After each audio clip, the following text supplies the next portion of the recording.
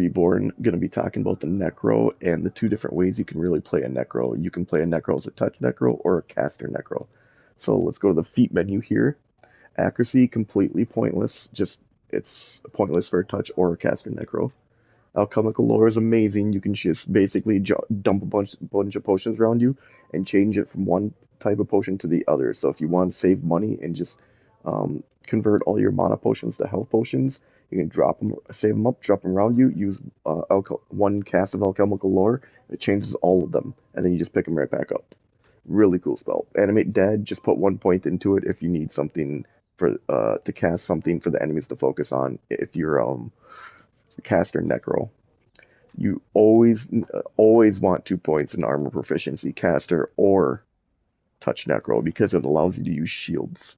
It is a bit costly. I believe it's 6 points to get up to rank 2, but it's worth it for the shield because the shield will give you extra damage reduction if you craft a shield on top of the AC it gives you.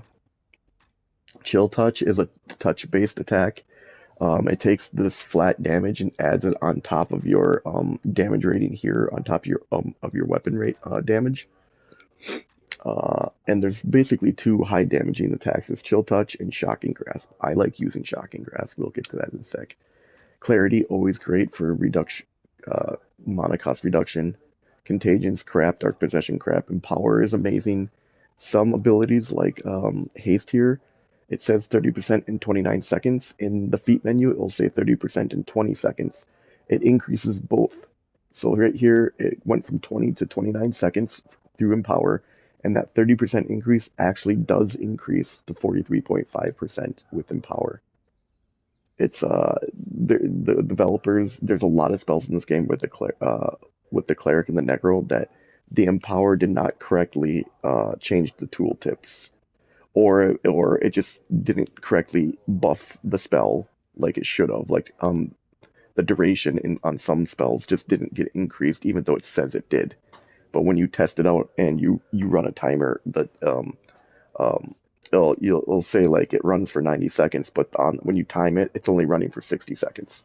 That's just a minor bug within this game with Empower. Enchant item, crap. Endurance, take it if you want. Innervation is one of the 3 caster spells that are worth taking if you go the caster route. This is just pure damage. It actually does more than life drain, but doesn't give you health back. Fear, crap.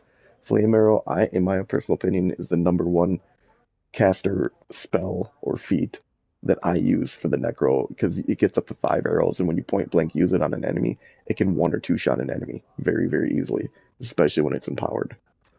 Ghoul Touch is crap, great fortitude, take if you want. Hand weapon focus, definitely get that going at some point if you're playing a touch Necro. The flat damage here is increased by the quality of your weapon and then added to your touch attack. So haste, amazing, always grab it. Hold is crap. Iron Will, always get this at some point to keep your energy bar as high as possible at all times, especially if you're using a channeling ability. Life Drain, again, the second channeling ability, doesn't do as much damage, but it will give you health back. Innervate and Life Drain will also hit up to 5 enemies at the same time. So what some people do if they go caster is they'll Innervate or Life Drain when there's a lot of enemies around you, and then when it gets down to 1 or 2, they'll switch to Flame Arrow to finish them off. Long Weapon Focus, just crap. You never want to use two-handed weapons with a Necro. Mel's Acid Arrows, just crap damage for the cost of upgrading this. It starts at 4, and it increases by 4 per feat, which is like, what? Why? This, it's just, I don't understand. This is the only feat in the game that starts off super expensive like this. There's no other feat in the game that starts off at 4 and increases by 4.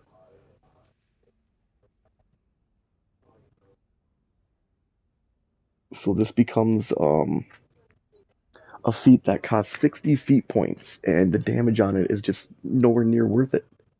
So it's just a crap feat. Raven Enfeeblement, amazing, and Shield, amazing. When you put these two together, you're almost immune to all damage, because this reduces all damage the enemy does, and this absorbs up to 50% of the damage you take.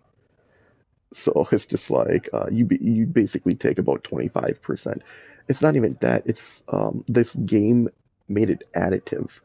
So you would think reduced enemies damage by 50%, and then 50% of that damage you would take. So you'd still take about 25% of the damage. Well, the game calculates it as nope, you're just reducing the damage by 99% or 100%. I don't know why the developers made it that way, but hey, if you want to be basically immune to damage, take these two.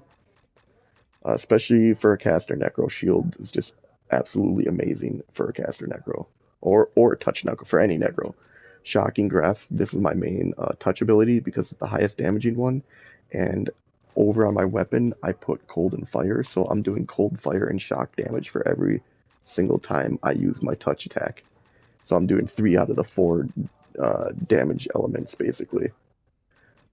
Slow as crap. Sprint is always great to take. Get that up to 5 feet points at some point. Doesn't have to be right away. Get at least 1 point into it, so you can 1 or 2 points, so you can get around levels a lot quicker. Vampiric touch. It's the fourth touch attack that you can use to life steal from enemies, but it does not do anything if they're immune. It doesn't damage them or anything. So it's about 50% of the game is immune to life draining effects. So this is not as useful as it seems. Willpower, just extra energy. So like I was saying, if you go to the caster route, grab Innervate or Life Drain and Flame Arrow and just switch between the two as a caster while you're keeping haste and shield going. I like playing the touch necro route because it's just a lot funner for me. You know, this is touch. This is the shocking grasp right here. The animation is slow. You can only do about once per second. It's not affected by attack speed at all. So even if you cast haste, the only thing that haste affects on shocking grasp is the animation speed. So when you cast haste, you're attacking a lot quicker. The animation's going through a lot faster, so you can get that attack off quicker on the enemy. But you can still only do 1 attack per second, even with haste going. Um, the caveat to touch attacks is, yeah, it's only doing 14 to 65, but if I come up here, I kill those enemies. If I go over here and hit an enemy, I just did 204. I hit an enemy over here, 214, 237. And so why is it doing such a high number when it only says 14 to 65 electrical damage? Well, one, it's adding in the flat cold and flat fire, the damage differential between that two. So anywhere from 10 to 50 extra damage there on top of the 14 to 65. And then it's also adding in my strength bonus plus the quality of my weapon. So the strength bonus is 31 times 3.5, which is quality of my weapon, and then that number you add 46 to, or you just add 46 on the minimum and 60 on the maximum side, you'll come up with 154 to 168, which it shows right here. And then you add in the you know the flat the flat elemental damage does not get added into this damage rating right here. So then you add in the flat elemental plus the 14 to 65 damage, and you end up always doing around 230, 240, 250 damage, and until later in the game when you unlock an even cooler ability called Claws of Darkness that adds even more flat damage to your touch-based attacks and just makes it go insane from that point. Um, no matter what type of Necro you play, touch or caster, you don't need intelligence. Intelligence does not increase energy regen. So always go strength constitution. Dexterity is completely pointless. People used to use a crossbow for touch attacks. But if you notice here, these are both Imperial weapons, and the Imperial Morning Star is actually stronger on the minimum side of the damage rating by 7 points. On top of that, you're able to use a shield with a Morning Star and do extra damage on the minimum side. So I don't know why people used a two-handed crossbow for touch attacks in the past. And it is possible. If you have a crossbow, it just looks like this.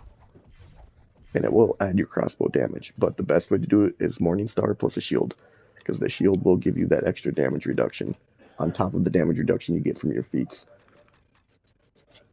You cannot use combat reflexes or improved critical on the Necro. He never gets those feats, even after he does his class quest, so they're completely pointless. And all the only reason I have the gloves here is to show you these gloves that he doesn't get the combat, he doesn't get the attack speed increase, and he does not get the improved critical from melee attacks. You can crit with touch attacks. It's got an innate 5% chance to crit with touch attacks. And that's about it. The only other weapon that you could possibly use in this build is a scimitar, because the scimitar has another 5% crit chance baked into that weapon, so you can have a total of 10% crit chance on touch attacks, which still isn't a great number. So I just did the highest base damage weapon in the game, which is a Morning Star. And this is the Necro in a nutshell. If you guys have any questions, let me know. Um, Please try out the Touch Necro. It is pretty fun to play. If you're just a caster-oriented type of person, the Necro is basically the only caster in the game, and it can still be very fun to test out, try it out, learn the different caveats of it, different niches of playing a Necro. All right, guys. Let me know if you have any questions. I'll talk to you later.